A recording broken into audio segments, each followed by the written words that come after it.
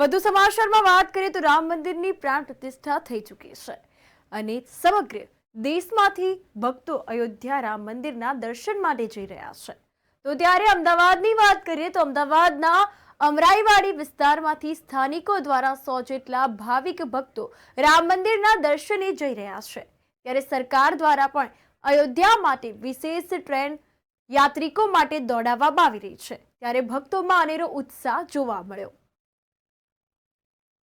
અયોધ્યામાં રામ મંદિર બન્યા બાદ તમામ લોકો દેશભરના લોકો અત્યારે રામ મંદિરને દર્શન કરવા જવા નીકળ્યા છે। ત્યારે અમદાવાદના અમરાઈવાડી વિસ્તારના જે સ્થાનિકો છે તે લોકો પણ અત્યારે મોટી સંખ્યામાં આપણી સાથે જોડાયા છે, રામ મંદિરમાં દર્શન કરવા જઈ રહ્યા છે। ત્યારે આપણે અહીંયાના સ્થાનિક સાથે વાત કરીશું કે તે લોકો કઈ રીતે જઈ રહ્યા છે, કઈ કઈ વ્યવસ્થાઓ સાથે જઈ રહ્યા છે। શું નામ છે આપનું? મારું નામ સુરેશભાઈ છે।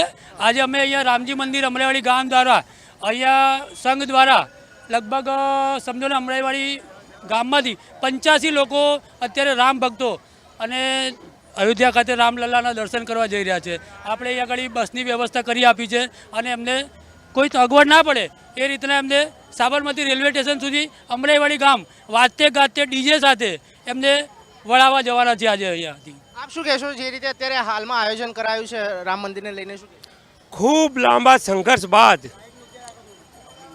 અસંખ્ય કાર સેવકોના બલિદાન બાદ અયોધ્યાના રામલલ્લાની સ્થાપના અને તેના પ્રાણ પ્રતિષ્ઠા મહોત્સવ નિમિત્તે કર્ણાવતી મહાનગરના અમદાવાદ પશ્ચિમ સંસદીય મત વિસ્તારના અમરાઈવાડી વોર્ડના કાર્યકર્તાઓ દ્વારા રામલલ્લાના દર્શન માટે ખૂબ મોટી સંખ્યામાં અયોધ્યા ખાતે અમદાવાદથી અયોધ્યા દર્શનાર્થે જઈ રહ્યા છીએ।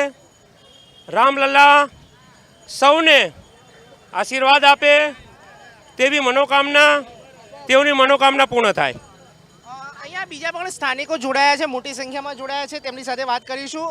રામ મંદિર અયોધ્યા મંદિર બની ગયું છે, જે વર્ષો 500 વર્ષ જૂનું જે આપણે રાહ જોતા હતા 500 વર્ષથી, તે મંદિર હવે પૂર્ણ થઈ ગયું છે। શું કહેશો, કઈ રીતની તૈયારી છે અને કઈ રીતે આયોજન કરવાયું છે?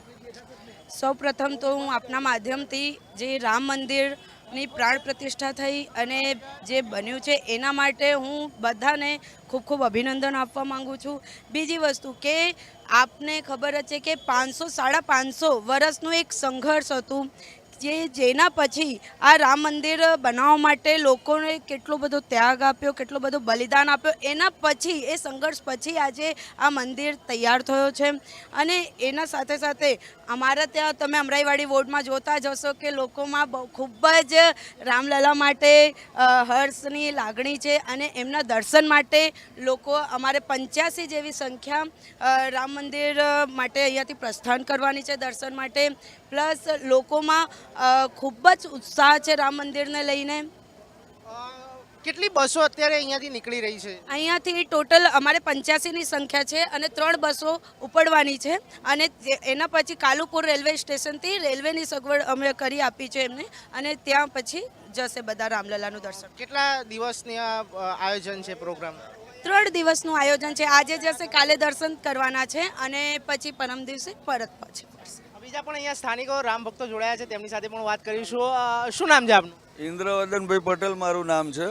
સૌથી અગત્યની વાત તો એ છે ને, જે મને આનંદ થઈ રહ્યો છે, કદાચ બીજા બધા મંદિરની પ્રતિષ્ઠા મેં જોઈ હોય કે ના જોઈ હોય, આ મંદિર જે 558 વર્ષની જે રાહ જોતા હતા એ મેં મારા નજરે જોઈ તો મને અને મારા પરિવાર અને સમગ્ર ઇન્ડિયાને એટલો બધો આનંદ છે કે જેની સીમા નહીં।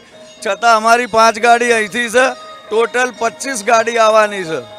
આજે અમરાઈવાડી ગામ તરફથી અહીંયા રામ ભક્તો માટે એક આયોજન કરેલ છે। 3 બસની વ્યવસ્થા કરી છે। બધા રામલલ્લાના દર્શનાર્થી અહીંયા ભેગા થશે, આરતી કરીને હવે અહીંયાથી બધા સાથે બસમાં સાબરમતી રેલવે સ્ટેશન જશે। સાબરમતી રેલવે સ્ટેશને ત્યાં આ રીતે દરેક વિસ્તારમાંથી લોકો આવ્યા છે રામલલ્લાનું સ્વાગત કરવા અને દર્શનાર્થીઓને પ્રોત્સાહન આપવા માટે। બધા સાથે મળીને પછી ટ્રેનમાં જઈશું અને કાલે સવારે રામલલ્લા આટલા વર્ષોથી જે પ્રતીક્ષા હતી 500 વર્ષની, એ પ્રતીક્ષા અમારી પણ પૂરી થશે। અમે સહભાગી છીએ કે અમને પણ આ દર્શનનો લાવો મળશે અને આવતીકાલે અમે રામલલ્લાના દર્શન કરીને ધન્યતા અનુભવીશું। રામ મંદિર માટે દર્શન કરવા ઘણા વર્ષોથી પ્રતીક્ષા હતી, એટલે હવે બધા પબ્લિક અમરાઈવાડી ગામ સમગ્ર ગુજરાતના ધીરે ધીરે ટ્રેનમાં દર્શન કરવા જાય છે. રામલલ્લાનો એક દર્શનનો એક લાવો છે. બાળ સ્વરૂપમાં રામ મંદિરની મૂર્તિ સ્થાપન કરવામાં આવી છે, કઈ રીતે જુઓ છો? એને સ્વેચ્છાએ જે મંદિરની જે સ્વરૂપ છે એ ઓરિજિનલ સ્વરૂપ છે એવું દર્શન થાય છે. अयोध्या दर्शन के लिए जो अहमदाबाद से 3 बड़ी ट्रेनें स्टार्ट हुई है, जिसमें आज हमको अवसर मिल रहा है सभी राम भक्तों को, ये पश्चिम लोकसभा से जो सभी राम भक्त जा रहे हैं अयोध्या दर्शन के लिए, ये हमको शुभ अवसर मिला है. तो हम सारे राम भक्त बहुत ही हर्षोल्लास से मिलके हम लोग ये दर्शन करने अयोध्या पहुँचेंगे और राम जी के चरणों में अपना नतमस्तक करेंगे. आप क्या कहेंगे जिस तरह से आयोजन हुआ है, कैसे कहेंगे? आयोजन तो बहुत अच्छी तरह से हो रहा है. तो भगवान राम लल्ला का मंदिर का दर्शन का माहौल है. तो हर एक आदमी, हर एक इंसान को बहुत दिल से इच्छा है कि हम राम लल्ला का दर्शन करेंगे. और 22 जनवरी को जब प्राण प्रतिष्ठा हो रही थी तब से हम सोच रहे थे पता नहीं हमें कब दर्शन होंगे, लेकिन देखो भगवान का बुलावा, हम सब जा रहे हैं यहाँ से सारे पश्चिम विधानसभा के लोग. तो हम राम लल्ला का दर्शन करेंगे 9 तारीख को. તો ચોક્કસપણે અત્યારે જે રીતે અમરાઈવાડી વિધાનસભા આમ તો લાગે છે, પણ અહીંયાના જે સ્થાનિકો છે તે લોકો અત્યારે હાલમાં રામ મંદિર અયોધ્યાની અંદર અત્યારે કમસે કમ 3 થી 4 બસો લોકો દર્શન માટે જઈ રહી છે, ત્યારે અહીંયાના સ્થાનિકો મોટી સંખ્યામાં અયોધ્યા જવા રવાના થઈ ચૂક્યા છે. કેમેરામેન સારથી સાથે યશ નાયક, અમદાવાદ.